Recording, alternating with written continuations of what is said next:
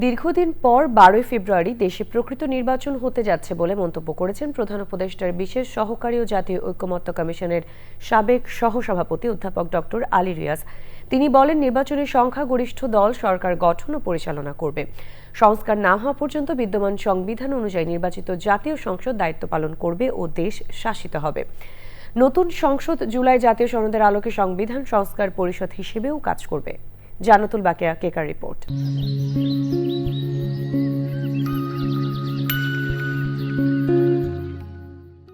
ত্রয়োদশ জাতীয় সংসদ নির্বাচনে ভোটারদের 1/3 তরুণ, যাদের বয়স 37 বছরের নিচে। প্রধান উপদেষ্টার বিশেষ সহকারী অধ্যাপক ডক্টর আলী রিয়াজের মতে প্রথমবারের মতো এই তরুণেরা ভোট দেবেন। দেশের ইতিহাসে অন্যতম সেরা নির্বাচন হতে যাচ্ছে বলছেন তিনি। 2008 সালের পর থেকে দেশ তো কোনো কার্যত কোনো নির্বাচনই হয়নি। গত 18 বছর ধরেন, এই 18 বছরে আমাদের বাংলাদেশের জনগোষ্ঠীর একটা বিশাল সংখ্যক নতুন ভোটার হয়েছেন যারা ভোট দিতে পারেননি। কিন্তু নির্বাচনটা তো কেবলমাত্র জাতীয় সংসদের নয়, এটা এখানে একটা গণভোটে হচ্ছে।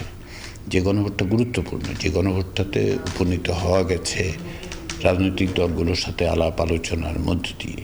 ফলে আমরা খুব আশাবাদী, আমি ব্যক্তিগতভাবে খুব আশাবাদী যে একটা সুষ্ঠু এবং সকলের অংশগ্রহণমূলক একটা নির্বাচন হবে। ডক্টর আলী রিয়াজ বলছেন, এবারে নির্বাচনে সংখ্যাগরিষ্ঠ দল হিসেবে যারা ক্ষমতায় আসবে তাদের সামনে হা ভোটের মাধ্যমে রাষ্ট্র সংস্কারের ম্যান্ডেট আছে।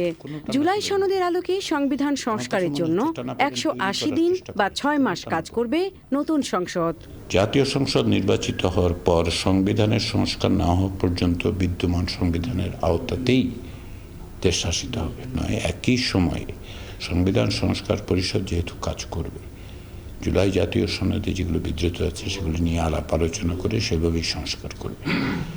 ফলে আপনাকে যেটা বিবেচনা করতে হবে সেটা হচ্ছে এই বিদ্যমান সংবিধান অনুযায়ী জাতীয় সংসদ তার দায়িত্ব পালন করবে, পাশাপাশি সংবিধান সংস্কার পরিষদ তার কাজ করবে।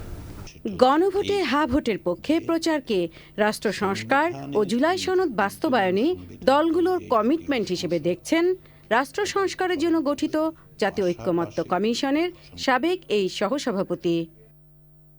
জান্নাতুল বাকেয়া কেকা, চ্যানেল আই, ঢাকা।